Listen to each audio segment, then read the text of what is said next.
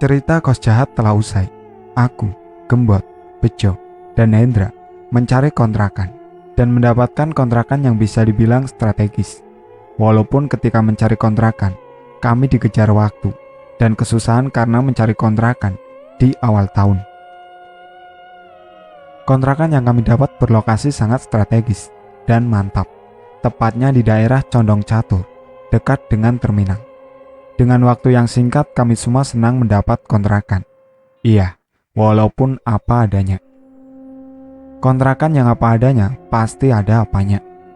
Pertama kali melihat rumah ini sangat berbanding terbalik dengan ekspektasi. Ya biasa, ekspektasi kami kontrakan yang Las Vegas, ber-AC, tingkat, kolam renang, basement, dan ART. Ternyata semua berbanding terbalik dengan ekspektasi kami. Sedikit kecewa dan sedih, tapi apa boleh buat. Dengan waktu yang mendesak, syukur kami dapat kontrakan apa adanya, yang ada apanya. Kontrakan kami berdekatan dengan kuburan tua, yang di sampingnya terdapat rumah joglo Jawa, dengan pendoponya nan megah. Rumah joglo Jawa itu dihuni oleh toko yang wingit, dan dia adalah toko masyarakat setempat, yang konon katanya salah satu keluarga dari abdi dalam keraton. Mungkin karena daerah yang cukup jauh dari kampus, di sekeliling kontrakan kami banyak juga rumah hunian yang tidak bertuan. Dan tak jauh dari kontrakan juga terdapat pohon beringin yang menjadi ikon dari dulu sampai sekarang.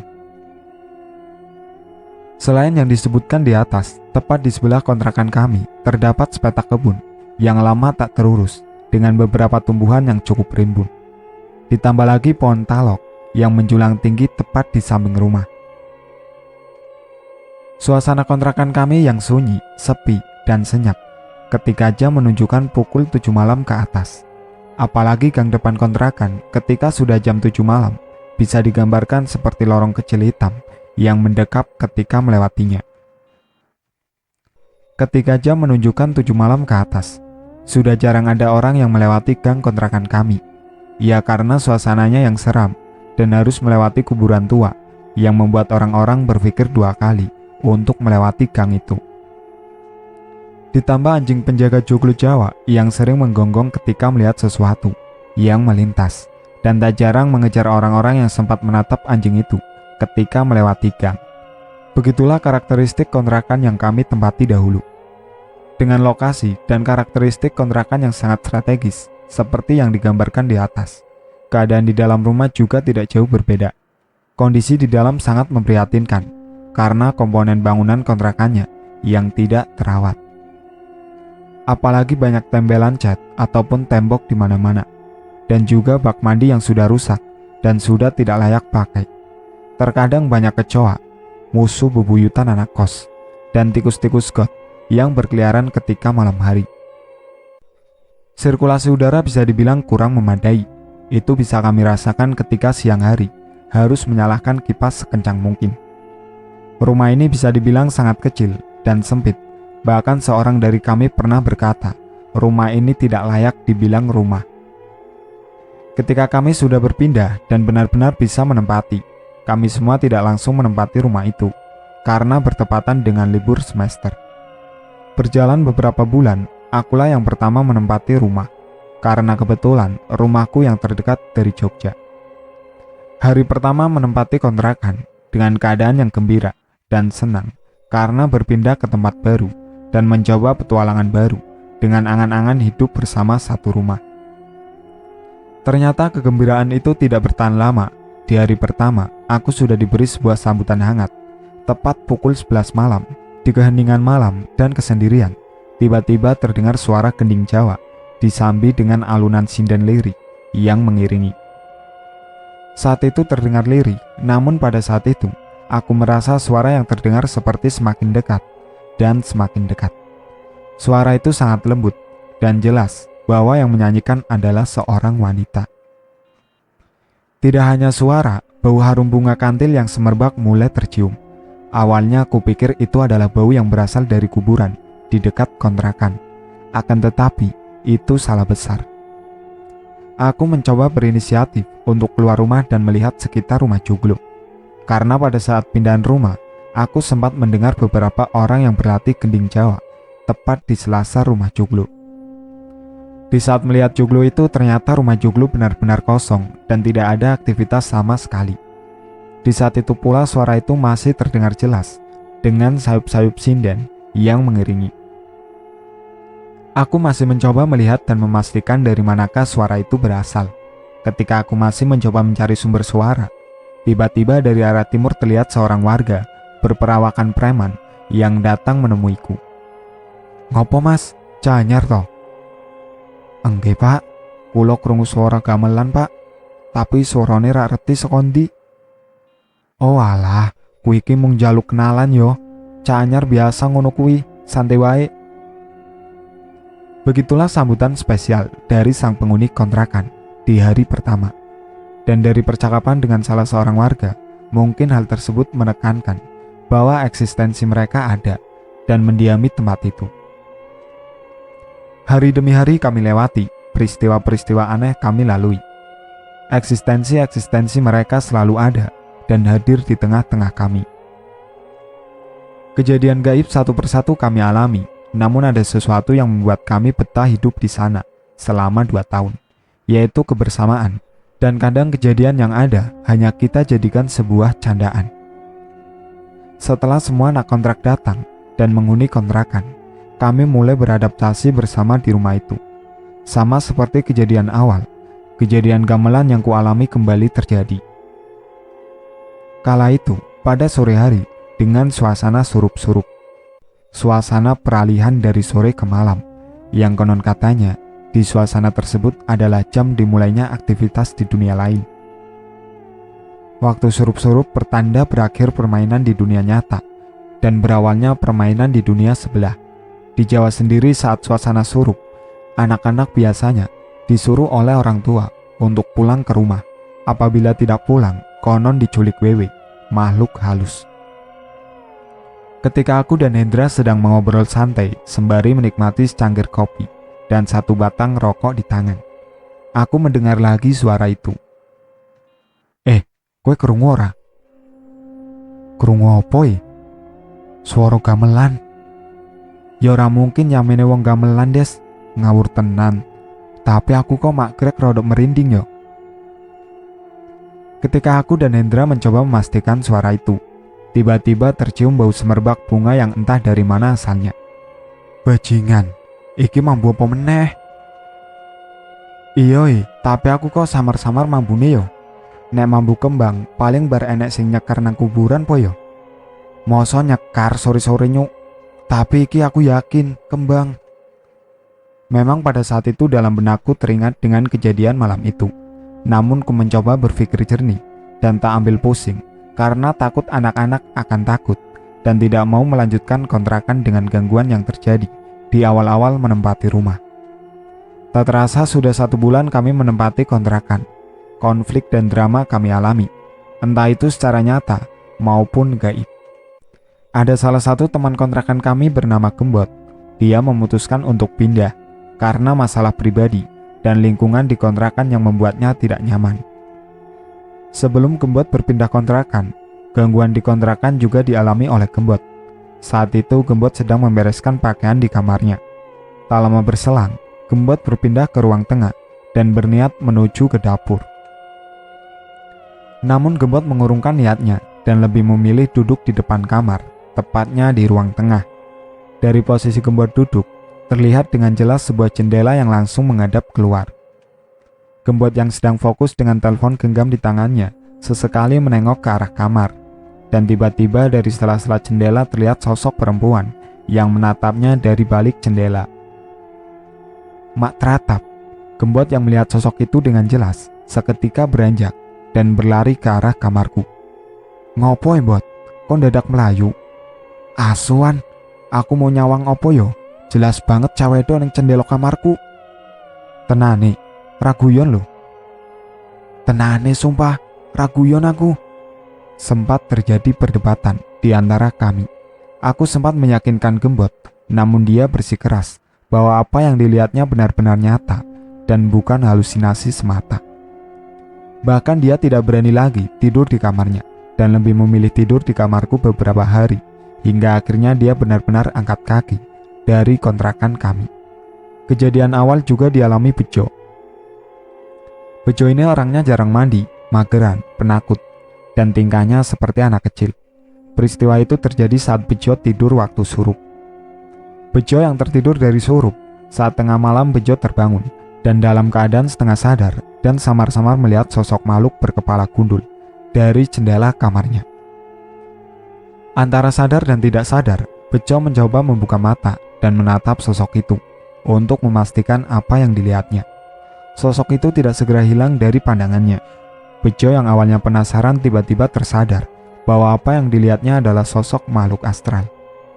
Seketika Bejo memalingkan pandangannya dan membalikkan badannya membelakangi jendela, sambil menarik selimut untuk menutupi pandangan dari sosok itu, dan berharap sosok itu hilang dari balik jendela. Memang hal itu pertama kali dialami Bejo, dan apa yang dilihatnya adalah mimpi buruk dalam hidupnya, melihat sosok berkepala gundul. Hendra Si Genderuwo. Mengapa kami menjuluki Hendra Si Genderuwo? Perawakan Hendra yang besar tinggi dan hitam sangat mendukung perwujudan Hendra mirip genderuwo. Surga duniawi menjadi gambaran seorang Hendra, karena semua hal duniawi yang kalian cari pasti ada di sosoknya. Hendra pertama kalinya mengalami hal yang tidak wajar, tepat pada siang hari. Ketika itu Hendra keluar dari kamar. Dia biasanya sering ke ruang tengah, menuju jendela dekat pintu masuk, sekedar duduk sembari menikmati udara segar. Keluarlah Hendra saat itu, berjalanlah Hendra ke depan. Hendra melihat Arif sedang tiduran sambil main HP. Sembari mengambil udara segar, Hendra membakar rokok sebatang, lalu berjalan kembali ke kamarnya. Saat berjalan ke kamarnya, sembari melihat kamar teman-temannya, Hendra merasakan sesuatu hal yang janggal ketika lewat kamarku. Dari ekor matanya Hendra melihatku sedang membelakanginya, sembari menatap jendela. Hendra saat itu lewat dengan keadaan yang cuek, dan lewat begitu saja. Beberapa menit kemudian, Hendra keluar lagi untuk mengajak Arif makan. Tak hayal dia melewati kamarku kembali. Dia mengaku melihat diriku dengan posisi yang sama seperti saat awal tadi dia lihat. Arif, kowe wes mam dorong? Dorongi, piye? Ayo madang yuk, burjo po penyetan. Burjo wae wes. Ayo. Setelah perbincangan singkat dengan PD-nya Hendra yang amat lumayan. Iwan diajak sek. Hah? Hawong Iwani ket mau nang kampus, durung balik. Ancuk, terus sing nang kamar mau sopo? Mereka saling menatap dan mencoba mengecek kamarku untuk memastikan. Alhasil kamarku kosong, dan apa yang Hendra lihat adalah khayalan dari sebuah eksistensi gaib yang ada. Memang saat itu aku sedang di kampus dari pagi dan baru pulang malam harinya. Berceritalah mereka ketika aku pulang ke kontrakan. Aku hanya bisa tertawa kecil dan kemudian menutup jendela yang menghadap garasi dan selalu membuka pintu kamar untuk berjaga-jaga. Kejadian itu memang tidak satu kali terjadi ketika teman kami bernama Kevin membawa pacarnya bernama Email yang bisa dibilang seorang indigo. Email yang sempat excited dengan kontrakan kami mencoba berkeliling dan melihat kamar yang ada di kontrakan. Dan saat itu tiba, sepulang kuliah sore dan ketika aku masuk ke rumah sembari membereskan sepatu, tiba-tiba Email menyeletuk, "Pacarmu kamu tinggal, Pawan?" Hah? Mana ada Mel? Pacarku nggak ku ajak kok, nggak ada kelas juga hari ini. Anjir, terus itu siapa di kamarmu? Nggak bener deh ini rumah. Email sempat shock dan mengajak Kevin untuk segera keluar dari kontrakan. Saat itu Email melihat seorang wanita yang sedang berbaring santai di kasur empuk. Menurut penuturan Email, wanita itu berperawakan manusia, berambut panjang dan memakai baju putih seperti manusia biasa. Namun mau apa dikata, 4 orang lain yang saat itu ada di kontrakan juga tidak melihat pacarku datang ke kontrakan. Dan kesaksian mereka di kamarku juga tidak ada orang sama sekali. Dari situlah aku mencoba merefleksikan kejadian sebelumnya dengan kejadian Email. Memang ada sosok yang sering menyerupai manusia di kontrakan, dan sosok ini disinyalir adalah sosok perempuan penunggu pohon talok. Sosok perempuan ini sudah menjadi buah bibir masyarakat sekitar. Pernah di suatu hari, Arif membeli lauk di dekat kontrakan dan ditanyai oleh penjual bertempat tinggal di mana. Arif kemudian menjelaskan tempat tinggal kami yang ada di dekat pohon talok. Tak disangka-sangka, si ibu dengan santainya berkata bahwa di pohon talok sudah terkenal angker. Bahkan sudah dikenal ada sosok wanita di pohon talok yang pernah mengganggu kos wanita dengan cara menampakkan diri di pagar dan jendela kamar kos yang tidak jauh dari kontrakan kami. Perempuan ini digambarkan memiliki rambut panjang dengan muka rusak dan jubahnya yang penuh darah, mungkin seperti kuntilanak pada umumnya. Setelah kejadian email, aku mencoba menenangkan teman-teman lain yang terlanjur panik. Yo janjane, aku yo merinding. Kami sempat berdiskusi dengan mencocokkan kejadian Hendra dan email yang hampir sama. Karena awalnya kami berpikir bahwa itu hanyalah hayalan semata. Ketika kami sedang asik mengobrol dan mencari tahu, tiba-tiba terdengar suara yang berasal dari arah depan. Jeder. Suara itu terdengar sangat keras, bahkan mengagetkan semua orang yang ada di rumah. Bajinguk, opo kui? Kami semua terkejut dan menoleh ke kanan kiri. Dengan kondisi yang sudah dari awal horor, ditambah suara yang datang tiba-tiba mengagetkan kami semua. Dengan rasa penasaran, disertai rasa deg-degan. Kami pun berjalan ke depan untuk mengecek dari mana sumber suara tersebut datang. Dan ternyata, suara tersebut dari kamar Bejo. Suara menggelegar itu berasal dari plafon kamar Bejo yang jebol. Jebolnya plafon tersebut akibat dari perkelahian sengit dua makhluk, yaitu antara kucing dan tikus. Karena pasca jebolnya plafon, kami sempat mendengar derap langkah kaki yang saling mengejar dan melihat seekor kucing yang lari dari kamar Bejo. Oleh karena itu, akal rasional kami beranggapan bahwa jebolnya plafon adalah ulah dari dua makhluk itu. Anehnya lagi, kami yang melihat plafon berserakan di sekujur tubuh dan kasur Bejo cukup terheran karena Bejo tidak terbangun dari tidurnya. Ketika salah satu dari kami membangunkannya, dengan senyuman delogoknya berkata, "Meteor, meteor, meteor." Plafon yang hancur ia anggap sebagai meteor dari angkasa yang jatuh ke kamarnya. Kejadian-kejadian aneh sering kami alami di kontrakan tercinta. Tidak ada yang tahu menahu hal tersebut terjadi karena apa. Bahkan masih menjadi pertanyaan, apakah yang kami rasakan juga dirasakan oleh penghuni sebelumnya. Oh iya, ada part yang terlupa. Ketika Gembot angkat kaki dari kontrakan, tak perlu lama kami mencari pengganti. Ariflah yang menggantikan Gembot dan menghuni kamar Gembot. Berjalan 1 tahun, kami juga dapat teman kontrakan baru. Dia memilih keluar dari universitas negeri ternama di Bandung dan pindah ke salah satu universitas swasta di Jogja. Ia bernama Adit. Adit adalah teman SMA Bejo. Pertama kali datang di kontrakan, Adit adalah orang yang murah senyum dan tak banyak bicara. Namun sering melakukan hal aneh dan kadang di luar nalar. Lucunya, Adit dikenal dengan pribadi yang sering bersih-bersih sembari menyalahkan dupa. Aku yang melihat keseharian Adit merasa curiga dan menduga Adit bukanlah orang yang biasa saja. Adit sendiri adalah seorang yang bisa dianggap menjadi tombak dari segala sesuatu dariku yang selama ini tertutup dan menjadi peka sampai sekarang.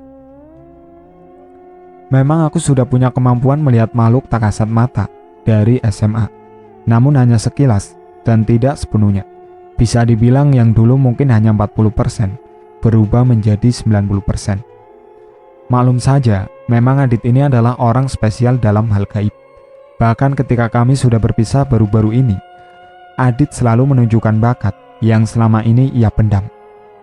Tak dipungkiri beberapa dari kami kadang terkejut dengan bakat yang selama ini ia pendam. Semua berbanding terbalik ketika Adit pertama kali bergabung dengan kontrakan. Aku, Arif, dan Hendra sempat biasa saja dengan Adit ketika pertama kali dia menyambangi kontrakan. "Mas, kulo tak nunut teng kamare Bejo nggih." Begitulah kalimat Adit ketika meminta izin teman kontrakan lainnya. Bahkan kami tidak tahu nama asli Adit pada waktu itu. Kami memanggilnya Entus. Nama itu kami tahu dari Bejo yang sering memanggilnya Entus. Nama Antus berasal dari klub bola yang disukai Adit, yaitu Juventus. Cukup logis.